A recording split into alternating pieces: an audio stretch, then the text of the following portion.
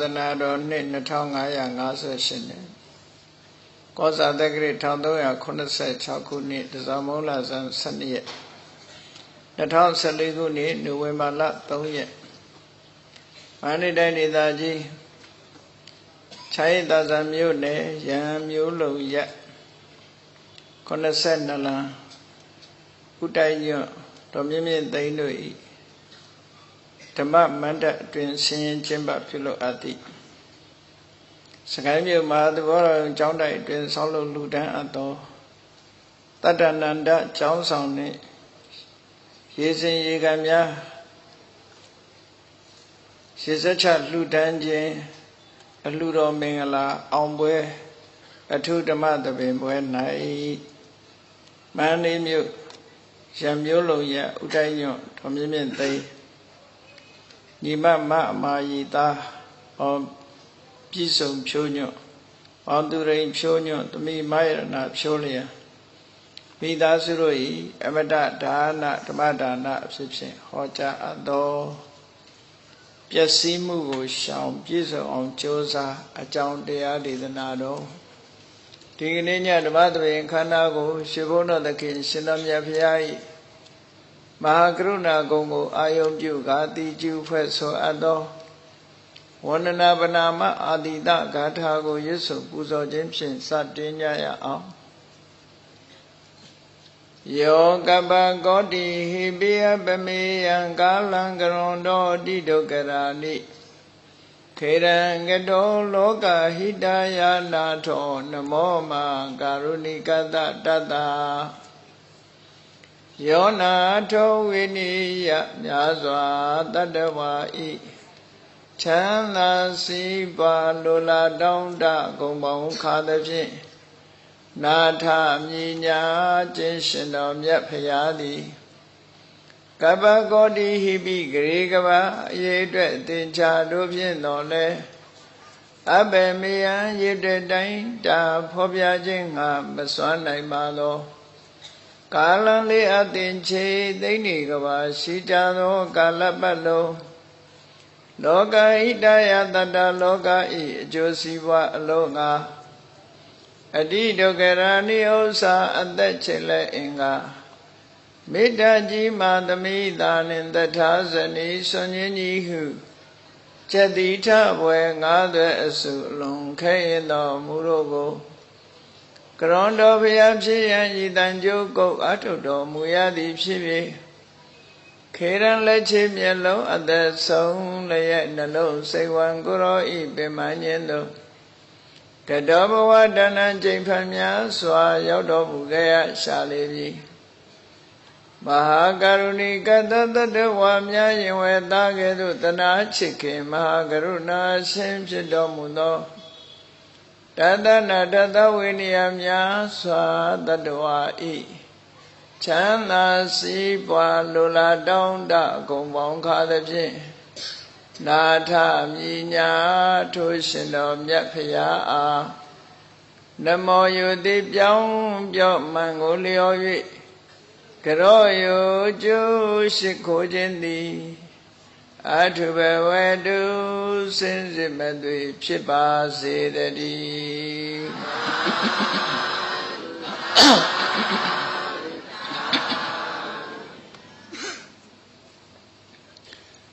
ပျက်စီးမှုကိုရှောင်ပြည့်စုံအောင်ကြိုးစားလူဘဝရလာတဲ့အခါသမယမှာအမှန်မသိကြသည့်အတွက်ကြောင့်ပျက်စီးမှုတွေမျိုးစုံနဲ့ခြုံကြတယ်ပြည့်စုံမှုတွေနဲ့လည်းကြုံတွေ့ကြသို့သောပျက်စီးမှုဆိုတိုင်းအရေးပါသလားပြည့်စုံမှုဆိုတိုင်းအရေးပါသလားလို့ဆိုတာမြတ်စွာဘုရားရဲ့အဆုံးအမမသိသေးသမျှဘယ်ဟာကအရေးပါတယ်ဘယ်ဟာကအရေးမပါဘူးလို့ခွဲခြားသိနိုင်မှုမရှိကြဒါကြောင့်မို့အရေးမပါမှုအရေးမပါတဲ့ပျက်စီးမှုအတွက်လူတွေဟာဆင်းရဲဒုက္ခစိတ်သောကရောက်ကြတယ်အရေးပါမှုပျက်စီးမှုအတွက်ကြတော့ဆင်းရဲဒုက္ခ ရောက်တာမရှိဘူးတောကမဖြစ်ကြဘူးပူလောင်မှုတွေဖြစ်ကြဘူးအရေးပါတဲ့ပြည့်စုံမှုနဲ့အရေးမပါတဲ့ပြည့်စုံမှုဆိုတာကွဲပြားခြားနားစွာမသိသည့်အတွက်ကြောင့်အရေးပါတဲ့ပြည့်စုံမှုတွေရအောင်ကြိုးစားအားထုတ်မဲ့အစားအရေးမပါတဲ့ပြည့်စုံမှုတွေကိုသာလျှင်ကြိုးစားအားထုတ်မိနေတတ်တယ်မိမိတို့ရဲ့ပြည့်စုံမှုဆိုတာဟာလောကလူသားတွေရဲ့အတွေးအရအရေးကြီးဆုံးကစာဝနေပြည့်စုံမှုနေထိုင်ပြည့်စုံမှုဆိုတဲ့ငွေကြေးဌာနပြည့်စုံမှုဆိုတဲ့ဒီပြည့်စုံမှုတွေကိုသာအလေးထားပြီးတော့နေ့စဉ်နဲ့အမျှအချိန်တွေကိုသုံးချပြီးတော့နေကြတယ်အဲ့ဒီပြည့်စုံမှုကိုသာလျှင်တကယ်အရေးပါတဲ့ပြည့်စုံမှုကြီးတစ်ခုအနေထားအဖြစ်တွေးဆကြံစီပြီးတော့တသက်တာဒီပြည့်စုံမှုရအောင်ကြိုးပမ်းအားထုတ်နေကြတယ်အဲ့ဒီလိုကြိုးပမ်းအားထုတ်မှုတွေဟာနောက်ဆုံးတစ်ချိန်ရောက်လာတဲ့အခါကျတော့အရေးပါတဲ့ပြည့်စုံမှုမျိုးမဟုတ်သည့်အတွက်ကြောင့်မျှော်မှန်းသလောက်မှန်းချက်နဲ့နှမ်းတွဲမကိုက်ဘူးဆိုတာလို့မျှော်မှန်းတဲ့အတိုင်းဖြစ်မလားလို့သိတဲ့အခါကျတော့နောက်ကျသွားတတ်တယ်ဒါကြောင့်မို့ဘုရားမြတ်စွာရဲ့အဆုံးအမကိုသိရှိနားလည်ထားကြပြီးတော့ပျက်စီးမှုတွေဆိုတာအရေးပါတဲ့ပျက်စီးမှုတွေမရှိအောင်ရှောင်ရှားနိုင်ဖို့အရေးပါတဲ့ပြည့်စုံမှုတွေရရှိအောင်ကြိုးစားအားထုတ်ဖို့လို့ဆိုရယ်ပျက်စီးမှုနဲ့ပြည့်စုံမှုဒီနှစ်ခုကွဲကွဲပြားပြားခြားခြားနားနားဘယ်အရာကဘယ်ပျက်စီးမှုကအရေးမပါဘူးဘယ်ပျက်စီးမှုကြတော့အရေးကြီးတယ်အရေးပါတယ်ဘယ်ပြည့်စုံမှုကအရေးမပါဘူးဘယ်ပြည့်စုံမှုကအရေးပါတယ်ဆိုတာကိုသိရှိနားလည်ပြီးတဲ့အခါအရေးပါမဲ့ပြည့်စုံမှုအတွက်ဦးစားပေးပြီးအချိန်ပေးပြီးဆောင်ရွက်လုပ်ကင်ကြရမှာဖြစ်တယ်ပျက်စီးမှုနဲ့ကြုံလာလို့ရှိရင်လည်းအရေးမပါတဲ့ပျက်စီးမှုအတွက်ပူပန်သောကရောက်နေမဲ့အစားအရေးပါတဲ့ပျက်စီးမှုမျိုးမကြုံရအောင်ကြိုးစားအားထုတ်ကြရမှာဖြစ်တယ်ဆိုပါတော့ပျက်စီးမှုနဲ့ပတ်သက်လာတဲ့အခါမှာလောကမှာကြုံတွေ့ကြရတဲ့အရာစီးပွားပျက်စီးမှုဆိုတာလဲကြုံတွေ့ကြဆွေတွေမျိုးတွေပျက်စီးမှုဆိုတာလဲကြုံတွေ့ကြကျမ်းမာရေးချွေရင်ပျက်စီးမှုဆိုတာလဲကြုံတွေ့ရသို့တယ်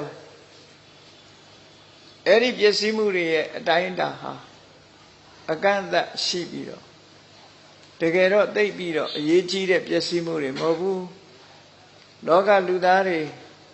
တခါမဟုတ်တခါကြုံနိုင်တဲ့အရာမျိုးတွေသာဖြစ်တယ်ဒါကြောင့်မို့အဲ့လိုပျက်စီးမှုတွေကြုံလာတဲ့အခါမှာအရေးကြီးစိတ်သောကရောက်เสียမလို့စိတ်သောကရောက်เสียမလို့ဘူးတတိတရားရှေ့ထားပြီးတော့တတိတမစင်ညနဲ့အသင့်တဲ့နှလုံးသွင်းပြီးတော့နေထိုင်လို့ရှိရင်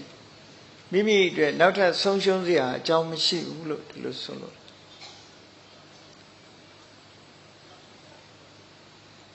အရေးကြီးတဲ့ပျက်စီးမှု၃မျိုးဆိုတာကိုတော့မြတ်စွာဘုရားကဟောကြားထားတယ်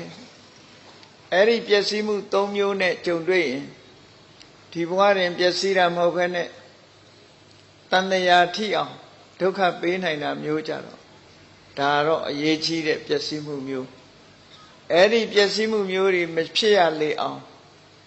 တတိတမဉ္ဇတရားရှေ့ထားပြီးတော့ထိမ့်သိမ်းဆောက်ရှောက်ကြရမှာဖြစ်တယ်အရေးတကြီးဆောင်ရွက်ကြရမှာဖြစ်တယ်ပေါ့အဲ့ဒီပျက်စီးမှု၃မျိုးဆိုတာကိုမြတ်စွာဘုရားက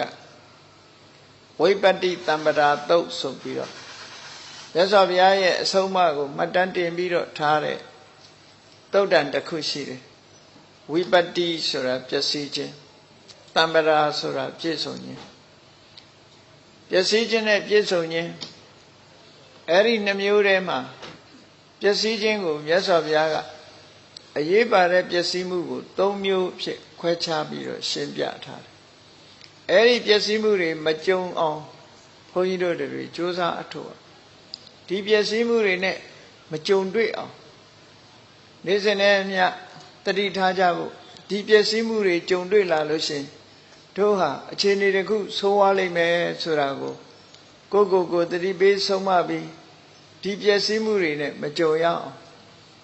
ကြိုးစားအထောက်ကြအောင်မြတ်စွာဘုရားရဲ့အဆုံးအမတွေဟာစိတ်ကိုဗဟိုပြုပြီးတော့အဆုံးအမတာဖြစ်သောကြောင့်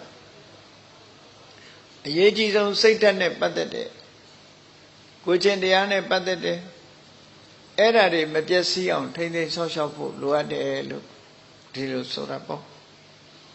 အဲ့တော့မြတ်စွာဘုရားကပျက်စီးခြင်း၃မျိုးဆိုတာကိုဖော်ပြတဲ့အခါမှာတိတ်သောဣမာဘိက္ခဝေ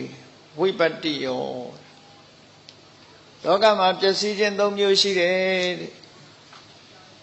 မြတ်စွာဘုရားရဲ့အဆုံးအမကိုမျှော်လင့်တမ်းတနေကြတဲ့ဘိက္ခုပရိသတ်ကိုဥတည်ပြီးတော့မြတ်စွာဘုရားဟာပရိသတ်၄ပါးရဲ့အလယ်မှာ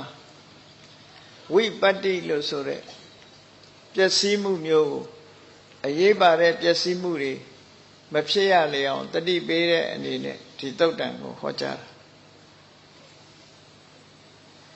၃မျိုးကဘာတွေလဲလို့ဆိုတော့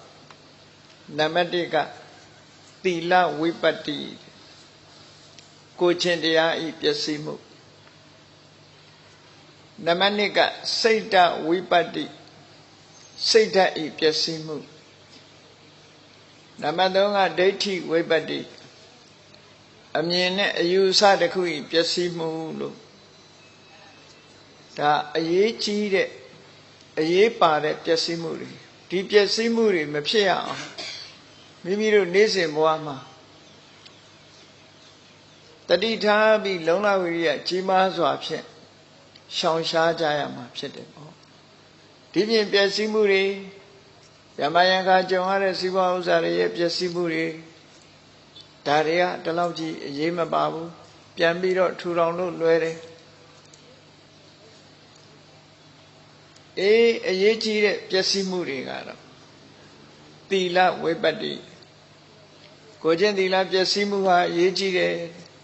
ဒါကြောင့်မို့ကိုကျင့်သီလပျက်စီးမှုမရှိအောင်တတိထားရမယ်ဒါဖြင့်ကိုကျင့်သီလပျက်စီးမှုဆိုတာဘာလဲမြတ်စွာဘုရားဟာအကြိမ်ကြိမ်ဟောခဲ့တချို့က၅ပါးသီလကိုဘုရားဟောတာမဟုတ်ဘူးလို့ပြောတဲ့လူကပြောတကယ်တော့လေဘုရားဟောတဲ့သုတ်တန်ဒီ၅ပါးသီလနဲ့ပတ်သက်ပြီးဟောထားတာဒီအများကြီးစာမစုံမဲနဲ့ဘုရားရဲ့အဆုံးအမတွေမသိပဲနဲ့ရမ်းပြောတာမျိုးတွေကတော့ဘုရားကိုဆွဆွဲရရောက်တယ်ပေါ့သီလဆိုတာဟာအလုံးသိတဲ့အတိုင်းစီကံချက်ထားတာကိုသီလလို့ခေါ်တယ်။ဘာနဲ့ပတ်သက်ပြီးတော့စီကံချက်တွေဖြစ်တယ်လဲလို့ဆိုရင်ကာယကံမှုနဲ့ပတ်သက်တဲ့စီကံဝစီကံမှုနဲ့ပတ်သက်တဲ့စီကံဆိုလိုတာကနှုတ်ရဲ့စီကံနဲ့ကိုယ်အမူအရာစီကံဒီနှစ်ခုဒီကန့်သက်ပြီးတော့ထားတာဒါကိုသီလလို့ခေါ်တယ်အဲ့ဒီသီလကန့်သက်ချက်စီကံဥပဒေဆိုတာမိမိကိုယ်တိုင်လိုက်နာပြီးတော့နေရအဲ့ဒီလိုက်နာမှုမပြုတာနဲ့တပြိုင်နဲ့သီလဝိပတ္တိကိုချင်းသီလပျက်စီးတယ်လို့ဒီလိုဆိုတာလောကလူသားတွေအ ਨੇ ဆုံးလိုက်နာရမယ်ကိုချင်းသီလလိုက်နာရမယ်ဆိုတာကောင်းကျိုးချမ်းသာကိုလိုချင်တယ်ဆိုလို့ရှိရင်ဟောဒီသီလရှိဖို့လိုအပ်တယ်လို့ဒီလိုဟောတာဘုရားသခင်ကနေပြီးတော့ပြည့်ညတ်လို့လိုက်နာရတဲ့အနေအထားမျိုးမဟုတ်ဘူးရသော်ဘုရားကဆောင်ရံနဲ့ရှောင်ရံဒီနှစ်ခုကိုခွဲခြားပြီးတော့ဟောတာ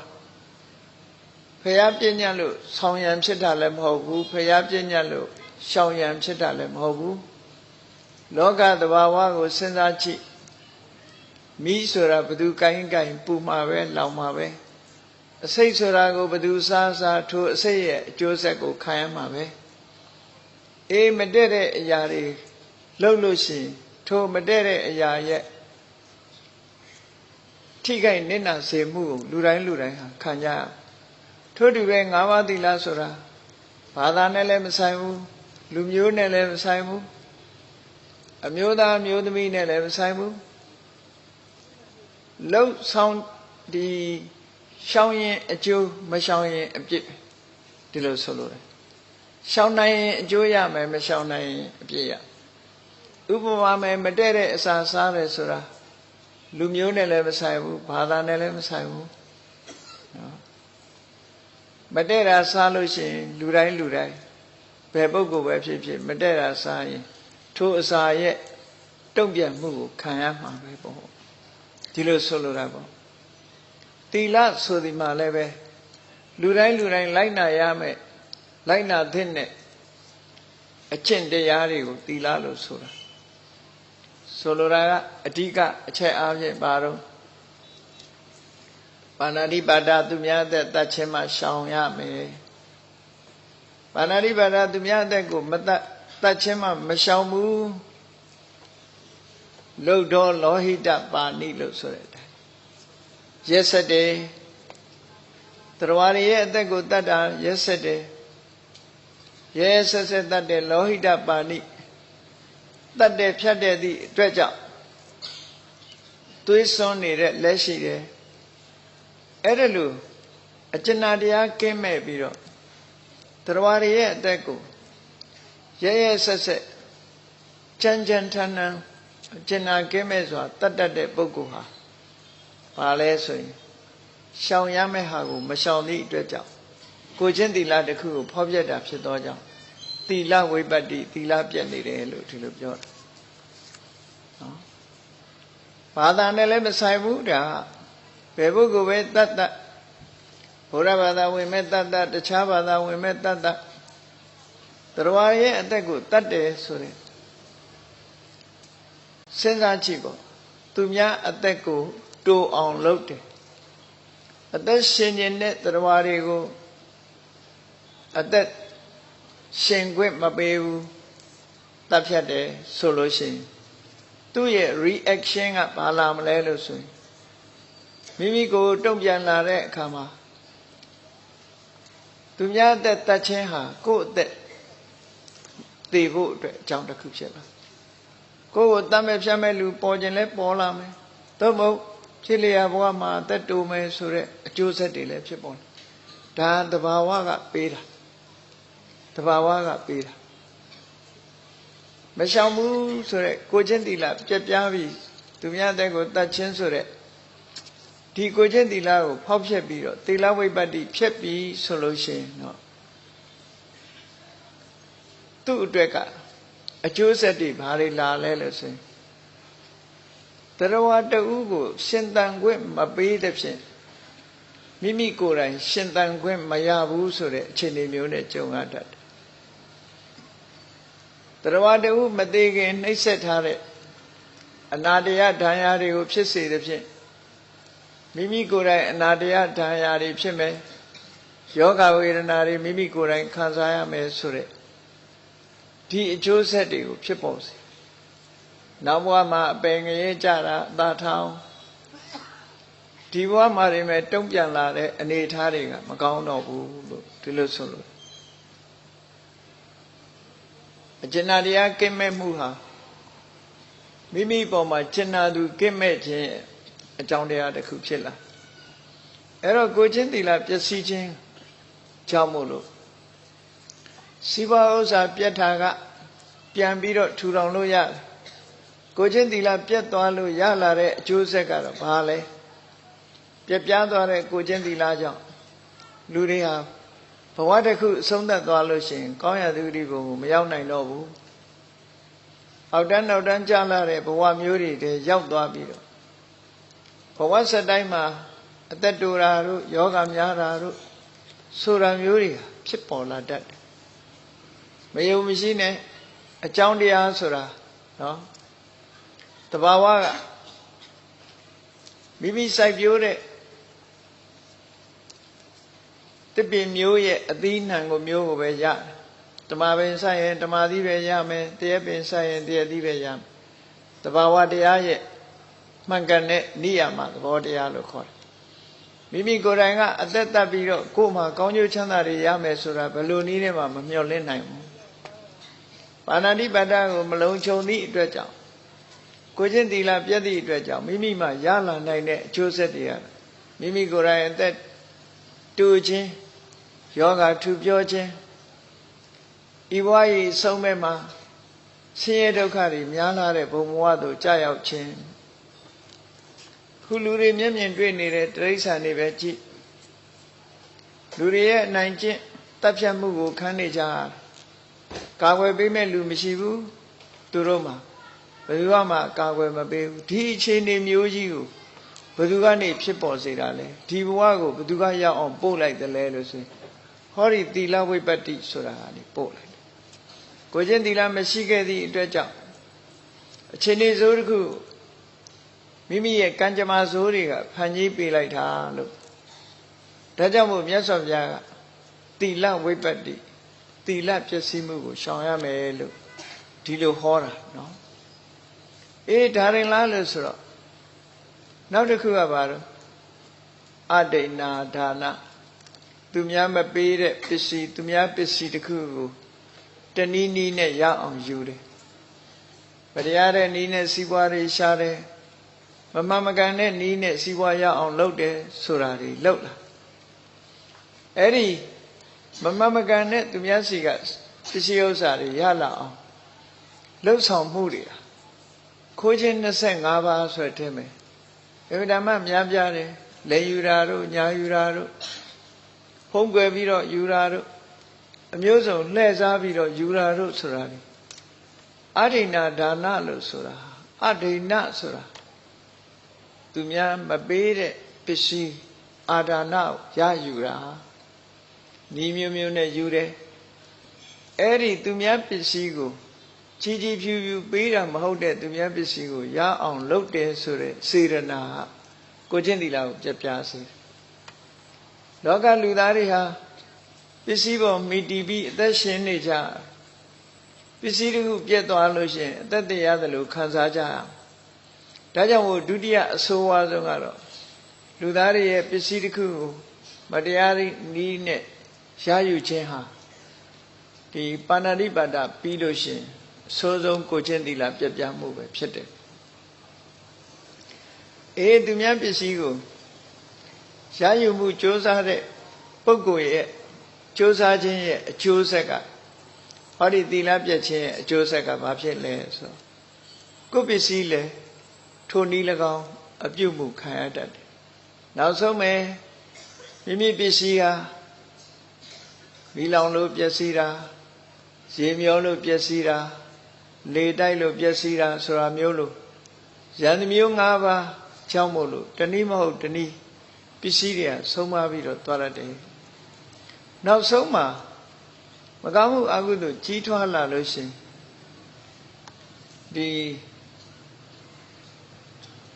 တဲရဲရေသွန်ဆိုတာလို့ပစ္စည်းကရော့ပါသွားပြီးဘယ်ကနေဘယ်လိုယူပေါက်တွေဖြစ်မှန်းမသိပဲနဲ့ရှားပွေသမျှပစ္စည်းတွေဟာကုန်ဆုံးပြီးတော့သွားရတယ်ရှေးတုန်းကရဟန်းတန်ဃာတွေသုံးတဲ့ရေစစ်ဆိုတာရှိတယ်ဓမ္မကရိုင်ရေစစ်လို့ခေါ်တယ်ခုခေတ်တော့မြင်မှုတဲ့လူတွေနဲသွားပြီဓမ္မကရိုင်ရေစစ်ဆိုတာယမယံခပရိက္ခရာဆိုင်တွေမှာလှုပ်ထားလေးရှိတယ်ဓာန်ခွက်ကလေးအပေါ်အပေါက်လေးဖောက်အောက်ကတော့မျက်နှာဝါကျဲကျဲအဲ့ဒီမျက်နှာဝါကျဲကျဲကိုပိတ်ကလေးချုပ်ထားတယ်ပိတ်ကလေးနဲ့ချုပ်ပြီးတော့မျက်နှာပြင်ကိုအုပ်ထားတဲ့ရေစင်လေးရေထဲနှိပ်လိုက်ပြီးတော့အဲ့ဒီအပေါ်ကအပေါက်ကလေးကိုလက်နဲ့ဖိထားလို့ရှိရင်အဲ့ဒီခွက်ထဲမှာရေတွေပါလာလက်ကနေအပေါက်ကလေးကိုဖွင့်လိုက်တာနဲ့ရေတွေဟာထွက်ကျသွားတယ်အဲ့ဒါကိုဓမ္မကရိုင်ရေစစ်လို့ခေါ်တယ်အဲ့ဒီဓမ္မကရိုင်ရေစစ်ကရေတွေဟာအပေါ်ကနေပြီးတော့အပေါက်ကလေးကိုပိတ်ထားတဲ့လက်ကိုဖယ်လိုက်တာနဲ့တပြိုင်နက်ဝေါကနေကျသွားတယ်ထဲထဲရှိတဲ့ရေဟာဇက်မှမကြံအောင်ကုန်သွားတယ်အဲ့ဒါလိုပဲရှားဝေစုဆောင်းထားတဲ့ပစ္စည်းတွေဟာလဲဝ ဘောကနေကုံသွားတတ်တယ်တဲ့ဒါကြောင့်မို့အဒိဏဒါန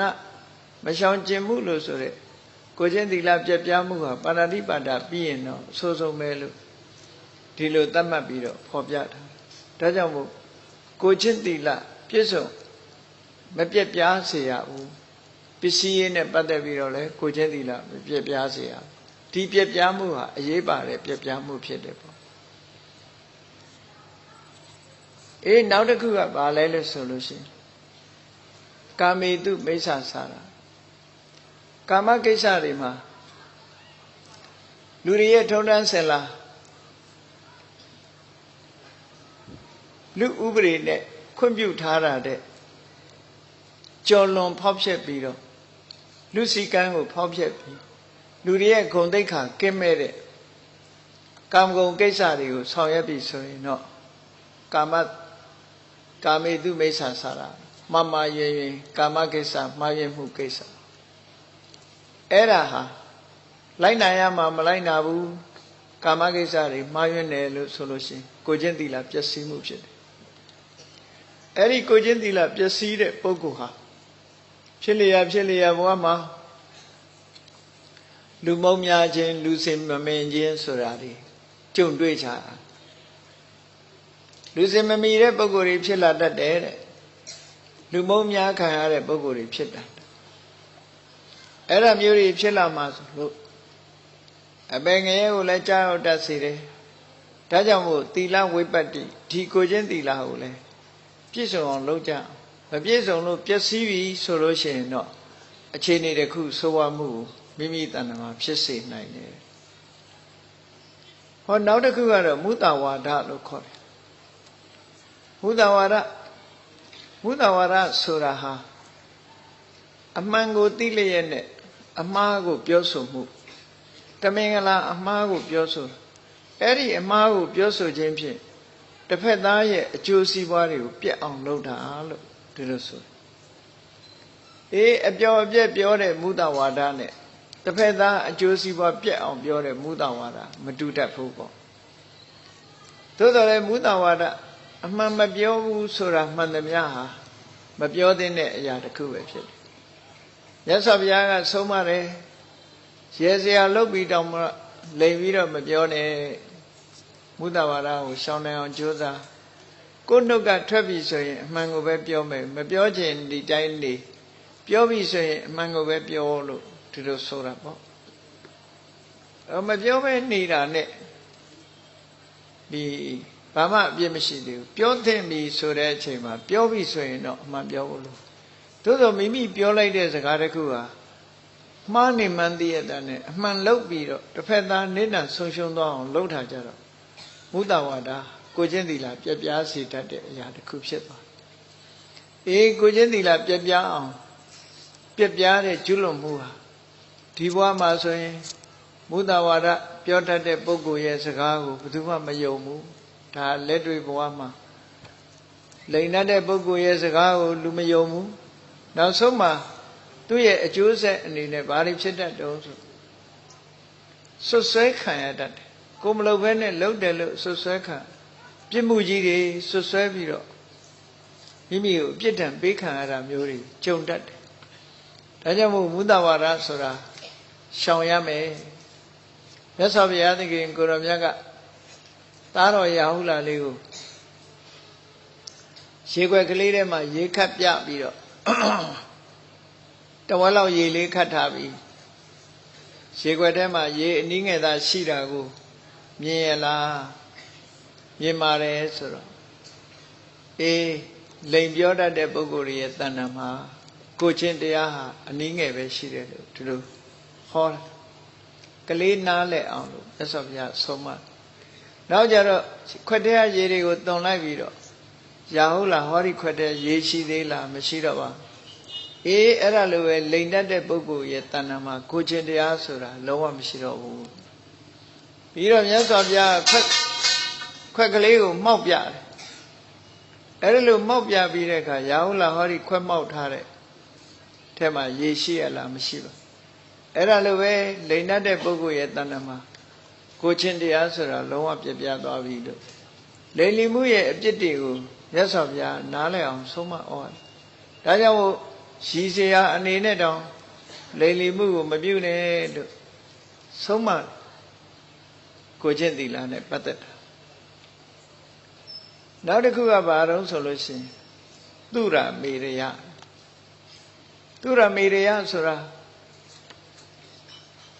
အယက်သေးစာမူရစ်ဆေးဝါးလူရဲ့စိတ်ကိုပြောင်းသွားစေတတ်တဲ့မူရစ်စေတတ်တဲ့စိတ်ပြောင်းသွားစေတတ်တဲ့အရာတွေမှန်သမျှ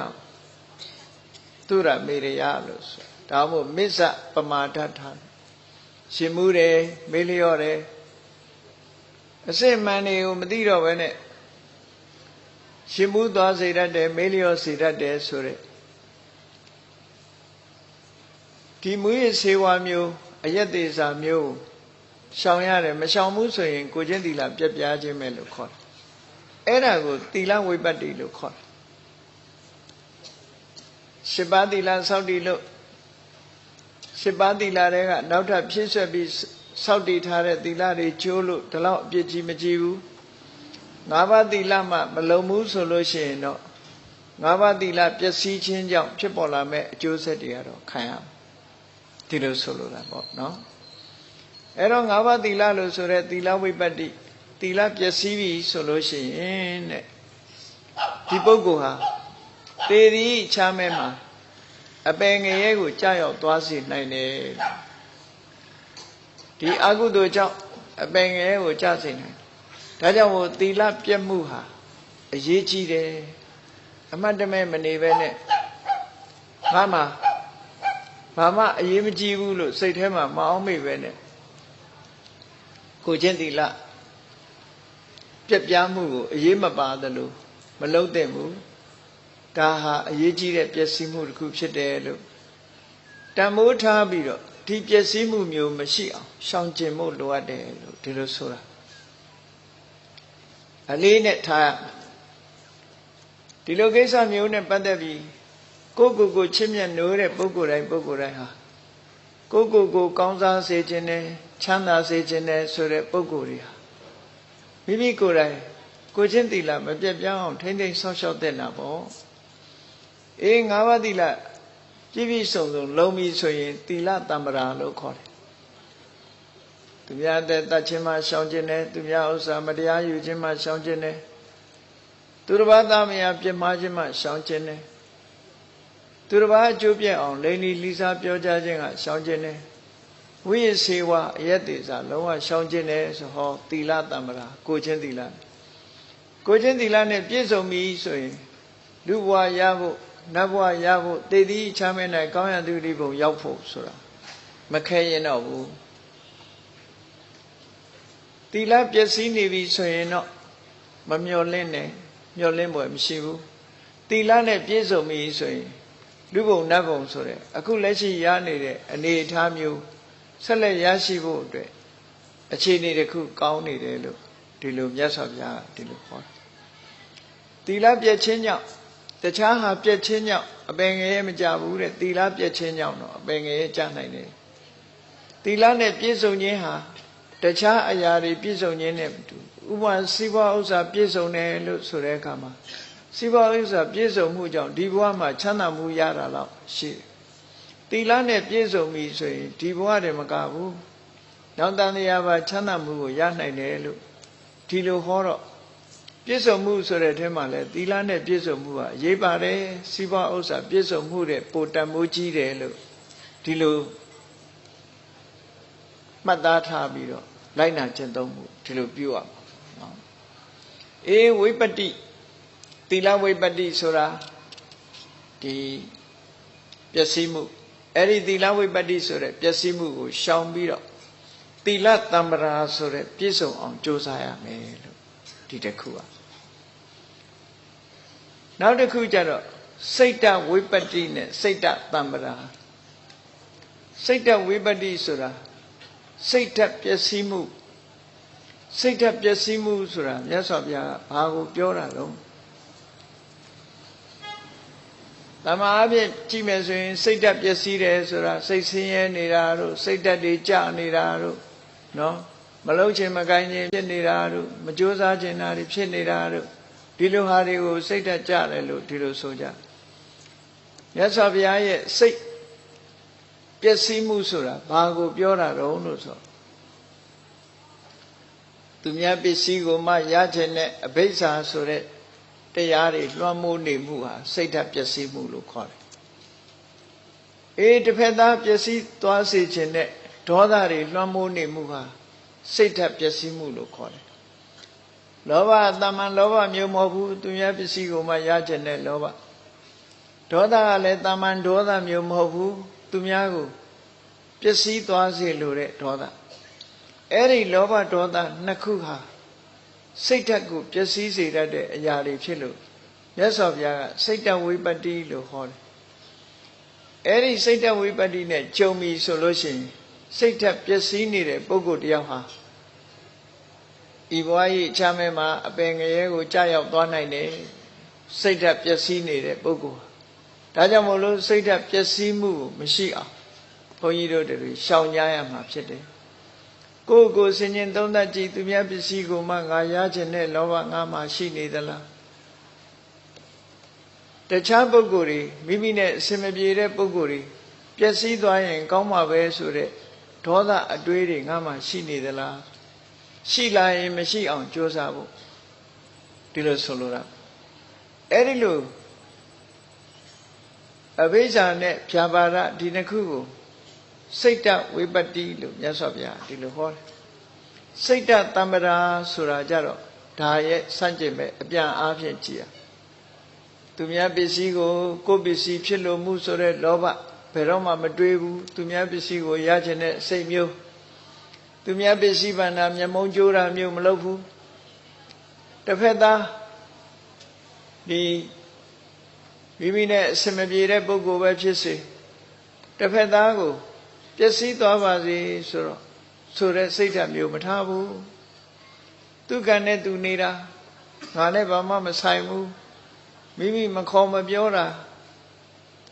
အကြောင်းမဟုတ်ဘူးဒီလူပျက်စီးသွားပါစေဆိုတဲ့ဒေါသနဲ့အတွေးမျိုးတွေမတွေးမိဖို့အရေးကြီးတယ်အဲ့ဒါလို့တွေးလို့ရှိရင်စိတ်ဓာတ်ပျက်စီးမှုလို့ခေါ်တယ်သူကံနဲ့သူနေတာငါသူ့ကိုမုန်းတီးเสียလည်းမလိုဘူးဆိုပြီးတော့လစ်လျူရှုဥပိ္ပခပြုထားနိုင်တယ်အဲ့ဒါလို့စိတ်တ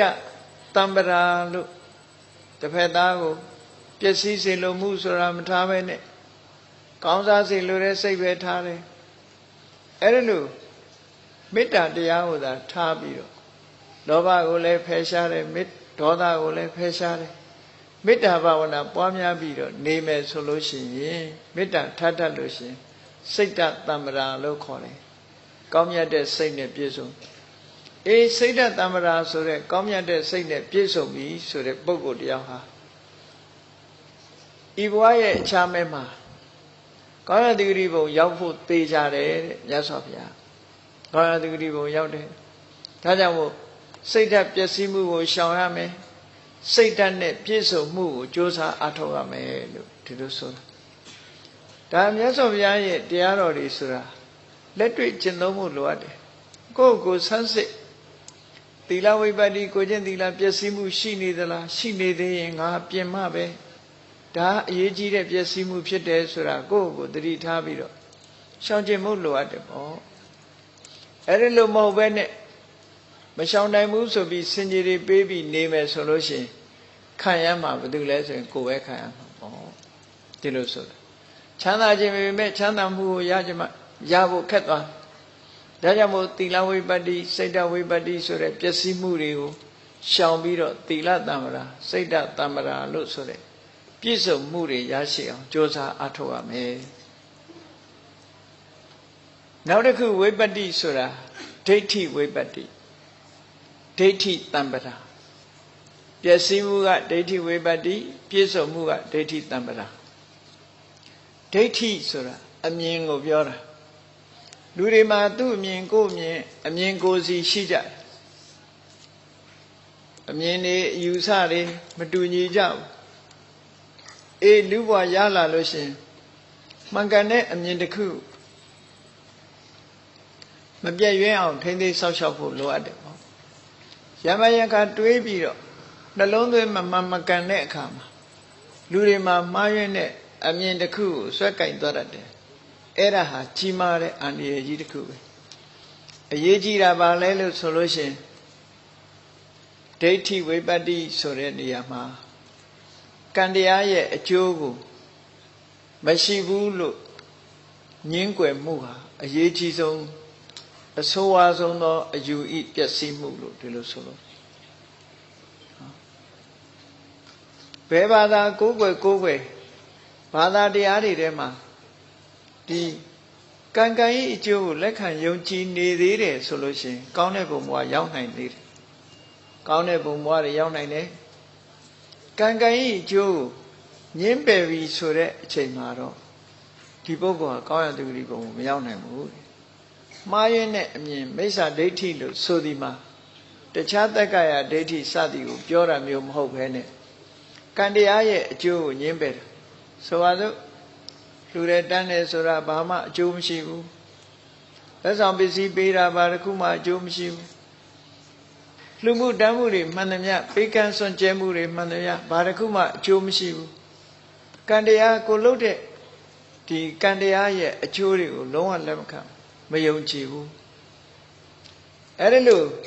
ကံရဲ့အကျိုးကိုမယုံကြည်တာဒုက္ကတဒုက္ကတနံကမ္မနံဖလံဝိပါကောလို့ဆိုနတ္ထိဒုက္ကတဒုက္ကတနံကမ္မနံဖလံဝိပါကောကုသိုလ်အကုသိုလ်ရဲ့အကျိုးဆိုတာမရှိဘူးလို့ညင်းပယ်ကုသိုလ်ကံရဲ့ကောင်းကျိုးချမ်းသာဆိုတာမရှိဘူးအကုသိုလ်လုပ်လို့ဆိုးကျိုးဆိုတာမရှိဘူးလို့ကံတရားရဲ့အကျိုးကိုအတိမတ်မပြုတ်တဲ့အမြင်မျိုးတွေဟာဒိဋ္ဌိဝိပတ္တိလို့ခေါ်တယ်နော်ဒိဋ္ဌိဝိပတ္တိလို့ခေါ်တယ်အမြင်ရဲ့ပျက်စီးမှုအဲ့ဒါပျက်စီးသွားပြီဆိုလို့ရှိရင်အမြင်ပျက်စီးသွားတဲ့ပုဂ္ဂိုလ်တယောက်ဟာသူ့ရဲ့လောက်ရတွေရတယ်အဆိုးတွေဖြစ်လာတယ်မှားယွင်းတဲ့အမြင်တစ်ခုကိုအခြေခံပြီးတော့လှုပ်ချင်တာလှုပ်လာပြီးတော့နောက်ဆုံးမှာမကောင်းတဲ့အကုသိုလ်တွေနဲ့လုံးလက်ခတ်ပြီးဒီပုဂ္ဂိုလ်တရားဟာဆိုးတဲ့ဘဝကိုရောက်ရှိပြီးတော့သွားနိုင်တယ်တဲ့ဒါကြောင့်မို့ကံကံ၏အကျိုးကိုညှင်းပယ်တယ်ဆိုတာဟာအမတန်မှအရေးကြီးတယ်ဒီခေတ်မှာပြောတဲ့ရုပ်ဝါဒ materialism ဆိုတာ materialist ရုပ်ဝါဒီသမားတွေဟာကံရဲ့အကျိုးတရားဆိုတာကိုမယုံကြည်ဘူးနော်နတ္ထိအယံလောကောဓမ္မလွန်ဘဝနေတဲ့ပုဂ္ဂိုလ်အတွက်ဒီလောကဆိုတာမရှိဘူးနတ္ထိပရောလောကောနောက်ဘဝဆိုတာမရှိဘူးသိရင်ပြီးတာပဲနောက်ဘဝကိုညှင်းပယ်တယ်နတ္ထိမာတာနတ္ထိပိတာအမေအဖေကိုအတိမမပြုဘူး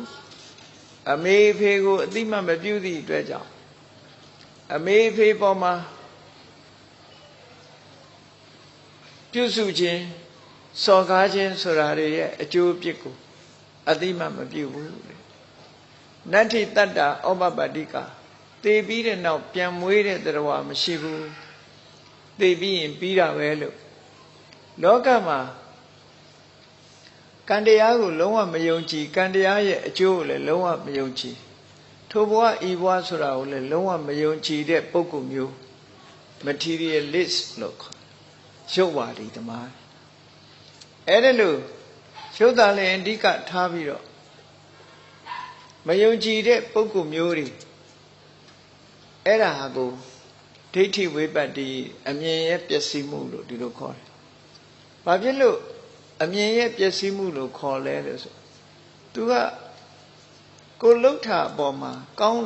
တာလှုပ်ဆိုးတာလှုပ်ယုံကြည်မှုမရှိဘူးလို့ဆိုတဲ့အခါမှာဘာဖြစ်လဲယုံကြည်မှုမရှိသည့်အတွက်ကြောင့်မယုံကြည်တာသာဖြစ်တယ်သူကလှုပ်မှာပဲလေတခုတော့သူလှုပ်အဲ့တော့ကုသိုလ်ကံကိုလည်းမယုံဘူးအကုသိုလ်ကံကိုလည်းမယုံဘူးကုသိုလ်ကံရဲ့ကောင်းကျိုးဆိုတာလည်းမယုံဘူးအကုသိုလ်ကံရဲ့ဆိုးကျိုးဆိုတာလည်းမယုံသည့်အတွက်ကြောင့်သူဘာလှုပ်ချင်တာတခုလှုပ်အဲ့တော့သူလှုပ်ချင်တဲ့အလုပ်ဒီကောင်းတဲ့အလုပ်ဖြစ်လာမှာမဟုတ်ဘူးလောကလူတွေဆိုတာမကောင်းတဲ့အလုပ်ကပို့ပြီးတော့ လှုပ်လွယ်တဲ့အရာဖြစ်တယ်ကောင်းတဲ့အလုပ်တွေကိုလှုပ်ခဲတယ်ဒါကြောင့်မို့မကောင်းတဲ့အလုပ်တွေကိုလှုပ်လာအဲ့တော့သူ့ဘဝဟာနစ်နာသွားတယ်ကံကံဤအကျိုးကိုမယုံကြည်ခြင်းဟာဘဝကိုနစ်နာမှုကိုရစေအကျိုးကိုမယုံကြည်သည့်အတွက်ကြောင့်နော်အကျိုးကိုညှင်းပယ်ထားသည့်အတွက်ကြောင့်လှုပ်ချင်ရလှုပ်မယ်လှုပ်ချင်ရလှုပ်တယ်ဆိုတာကောင်းတာကိုလှုပ်ချင်ခဲ့တယ်လူဆိုတာမကောင်းတာကိုပဲလှုပ်တယ်မကောင်းတာလှုပ်သည့်အတွက်ကြောင့်မကောင်းကျိုးတွေဟာသူ့တဏ္ဍာမှာစုပြုံကြရောက်လာနိုင်တယ်လို့ဒါကြောင့်မို့ဒီလိုကံကံဤအကျိုးကိုညှင်းပယ်ခြင်းကိုဒိဋ္ဌိဝိပတ္တိအမြင်ရဲ့ပျက်စီးမှုလို့မြတ်စွာဘုရားဟောတယ်ဒိဋ္ဌိတမ္ပရာဆိုတာကံကံဤအကျိုးကိုလက်ခံတယ်လူမှုတမ်းမှုပေးမှုကမ်းမှုဆိုတာတွေအကျိုးရှိတယ်ကုသိုလ်ကံအကုသိုလ်ကံတွေရဲ့အကျိုးဆိုတာရှိတယ်ဤဘဝဆိုတာရှိတယ်နောင်ဘဝဆိုတာရှိတယ်အမေဖေဆိုတာရှိတယ်အမေဖေပေါ်မှာပြုစုလို့ကြွေးခြင်းရဲ့ကုသိုလ်အမေဖေစော်ကားခြင်းကြောင့်ဖြစ်ပေါ်လာတဲ့အပြစ်ဒါတွေဟာရှိတယ်လို့လက်ခံယုံကြည်လားတည်သွားပြီးတဲ့နောက်ပြန်မွေးတဲ့တရားတွေလက်ခံယုံကြည်လားလောကမှာအမှန်တရားကိုသိပြီးတော့ဟောပြောတဲ့ဘုရားဆိုတဲ့ပုဂ္ဂိုလ်ကောင်းတာကျင့်လို့ရှိရင်ကောင်းတဲ့အသိဉာဏ်တွေရတယ်လို့ဆိုတာကိုလေလက်ခံလားအဲ့ဒီအမြင်မှန်ကိုဒိဋ္ဌိတမ္ပရာလို့ခေါ်တယ်အ ਨੇ ဆုံးအဲ့ဒီအမြင်ကိုပဲအမြင်နဲ့ပတ်သက်ပြီးတော့ဘာသာတရားတစ်ခုကိုသတ်မှတ်ပြနော်ဘာသာတရားကိုသတ်မှတ်ပြတာကံကံဤအကျိုးကိုယုံကြည်မှုအဓိကအကျတယ်အမြင်တစ်ခုဖြစ်တယ်ပေါ့အေးဘုရားဘာသာအနေနဲ့မိစ္ဆာဒိဋ္ဌိဆိုတာဒီဓမ္မကရှိသေးတယ်ဒိဋ္ဌိတမ္ပရာဆိုတာအခြေခံအနေအချင်းကမ္မတက္ကတသမ္မာဒိဋ္ဌိကံကံဤအကျိုးကံတိတာလင်ကိုယ်ပိုင်ဥစ္စာလို့မြင်တဲ့အမြင်ဟာအခြေခံအားဖြင့်လုံလောက်တဲ့မှန်ကန်တဲ့အမြင်တစ်ခုဖြစ်တယ်လို့ဒီလိုဆိုတာအဲ့ဒီမှန်ကန်တဲ့အမြင်ပေါ်မှာအခြေခံပြီးတော့ဘဝတန်တရားမှာကုသိုလ်ကောင်းမှုတွေလုပ်ဒါနလုပ်တယ်သီလဆောက်တည်တယ်ကမ္မထဘာဝနာပွားများကောင်းတဲ့ဘဝကနေကောင်းတဲ့ဘဝရောက်သွားပြီအဆင့်တန်းဟာမြင့်မြင့်သွားနိုင်တယ်ကမ္မတက္ကတသမ္မာဒိဋ္ဌိအခြေခံလို့ရှိရင်လူဟာလူတော်လူကောင်းဖြစ်လာကံကံဤအကျိုးကိုညှင်းပယ်ထားတဲ့ပုဂ္ဂိုလ်တယောက်ဟာလူတော်လူကောင်းဖြစ်ဖို့ကိုဖြစ်နိုင်ဘူးဒါကြောင့်မို့ဘာသာတရားတွေထဲမှာကံကံဤအကျိုးကိုလက်ခံတဲ့ဘာသာဆိုလို့ရှိရင်အခြေခံအပြင်ကောင်းတယ်လို့ပဲပြောအောင်ဒီတဲ့ပို့ပြီးတော့ဒိဋ္ဌိတမ္ပရာဖြစ်ဖို့ဆိုတာကြတော့ချိအဲ့ဒါကြတော့ဝိပဿနာသမ္မာဒိဋ္ဌိလို့ခေါ်တယ်ဝိပဿနာသမ္မာဒိဋ္ဌိဆိုတာတတ္တဝါဆိုတာတကယ်တော့စစ်ဆေးကြည့်လိုက်တဲ့အခါတတ္တဝါဆိုတာမရှိဘူးငါဆိုတာမရှိဘူးငါဟာဆိုတာမရှိဘူးဘာပဲရှိတော့ဆိုလူတွေရဲ့တဏ္ဍာမှာရှိတဲ့စိတ်ပိုင်းဆိုင်ရာနဲ့ရုပ်ပိုင်းဆိုင်ရာဒီနှစ်ခုပဲရှိတယ်ပေါ့ခန္ဓာ၅ပါးမှာစိတ်ပိုင်းဆိုင်ရာရှိတယ်ရုပ်ပိုင်းဆိုင်ရာရှိတယ်ရုပ်နဲ့နာမ်2မျိုးသာရှိတယ်အဲ့ဒီရုပ်နာမ်2မျိုးဟာလည်းပဲသူ့အကြောင်းကြောင့်သူဖြစ်နေတဲ့အရာတွေသာဖြစ်တယ်တကယ်ငါလည်းမဟုတ်ဘူးငါဟာလည်းမဟုတ်ဘူးမှန်မြင်လားအမှန်မြင်လားဥပမာမဲ့လောကမှာအသုံးတစ်ခုကိုကြည့်ပြီးတော့အသေးစိတ်စစ်ဆေးကြည့်လိုက်တဲ့အခါမှာပျောက်ကွယ်သွားတဲ့ဟာတွေကအမှန်တရားမဟုတ်ဘူးအမှန်တရားလို့ခေါ်တာမဟုတ်ဘူးဆိုပါစို့တစ်ပင်လို့ခေါ်နေတဲ့အရာတစ်ခုဟာအမှန်တရားလားလို့မေးကြည့်လိုက်လို့ရှိရင်အမှန်တရားမဟုတ်ဘူးလူတွေရဲ့ဝေါဟာရအခေါ်မြတာဖြစ်တယ်ဘာဖြစ်လို့တော့ဆိုရင်တစ်ပင်ကိုခွဲစိတ်ပြီးတော့ကြည့်လိုက်မယ်ဆိုလို့ရှိရင်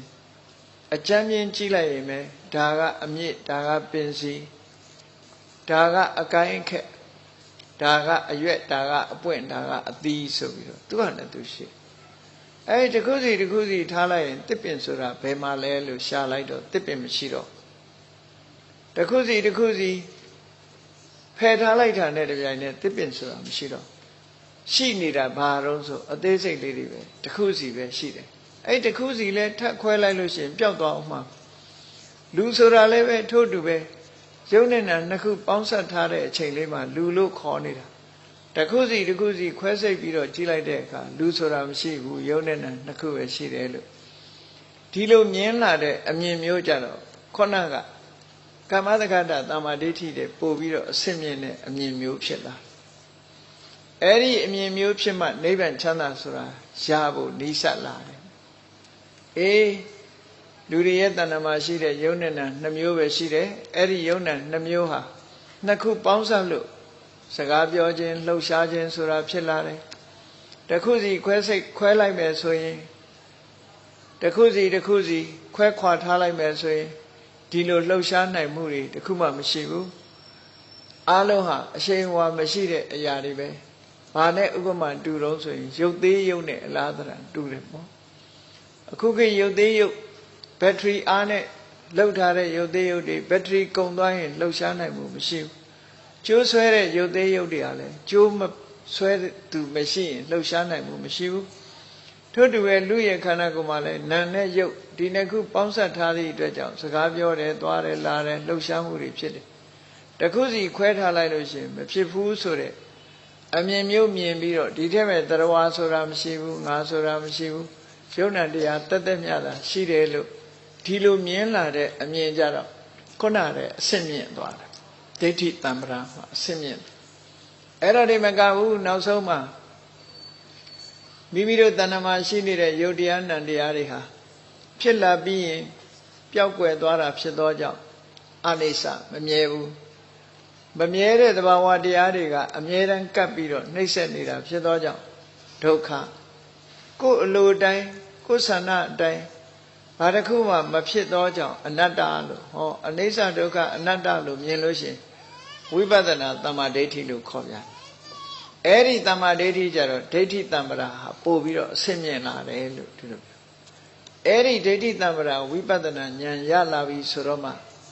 နောက်ဆုံးမှာတွေ့တာမှုတွေကိုဖယ်ရှားပြစ်နိုင်တယ်တွေ့တာမှုတွေဖယ်ရှားလိုက်နိုင်မှတောကဆိုတာဖယ်ရှားလိုက်နိုင်တယ်တောကပြောင်းသွားပြီဆိုမှရင်တွင်နှလုံးတွင်မှာဒီအေးချမ်းပြီးတော့စိတ်ဓာတ်ကြံ့ခိုင်မှုမျိုးကိုရနိုင်စိတ်ဓာတ်ကြံ့ခိုင်သွားပြီဆိုတဲ့အခါမှာကြည်ကိုချင်းသီလလည်းကြံ့ခိုင်သွားမယ်စိတ်ဓာတ်တွေလည်းကြံ့ခိုင်သွားမယ်အမြင်တွေလည်းကြံ့ခိုင်သွားပြီးတော့မှားရင်းနဲ့အမြင်တစ်ခုမှားရင်းနဲ့အရာမှန်သမျှကိုကြော်ပြီးတော့မှန်ကန်တဲ့သစ္စာတရားပေါ်မှာယက်တည်နိုင်တဲ့အနေအထားတစ်ခုရသွားဒါကြောင့်မို့မိမိတို့ဘဝမှာအရေးကြီးတဲ့ပျက်စီးမှုတွေမဖြစ်ရအောင်ကြိုးစားအရေးကြီးတဲ့ပျက်စီးမှုဆိုဒီမှာကိုချင်းသီလပျက်စီးမှုမဖြစ်စေနဲ့စိတ်ဓာတ်ပျက်စီးမှုတွေမဖြစ်စေနဲ့အမြင်ဆိုတဲ့အယူဝါဒပျက်စီးမှုတွေမဖြစ်စေနဲ့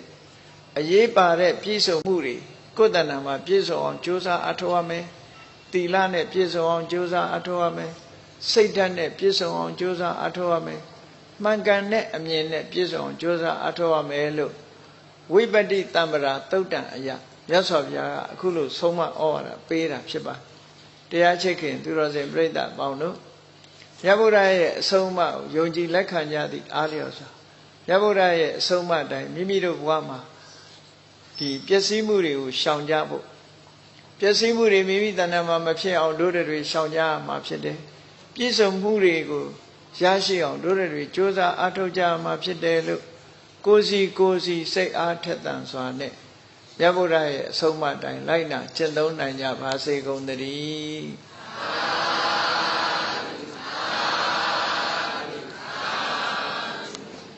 မေတ္တာပို့ရအောင်တတ္တဝါများစွာ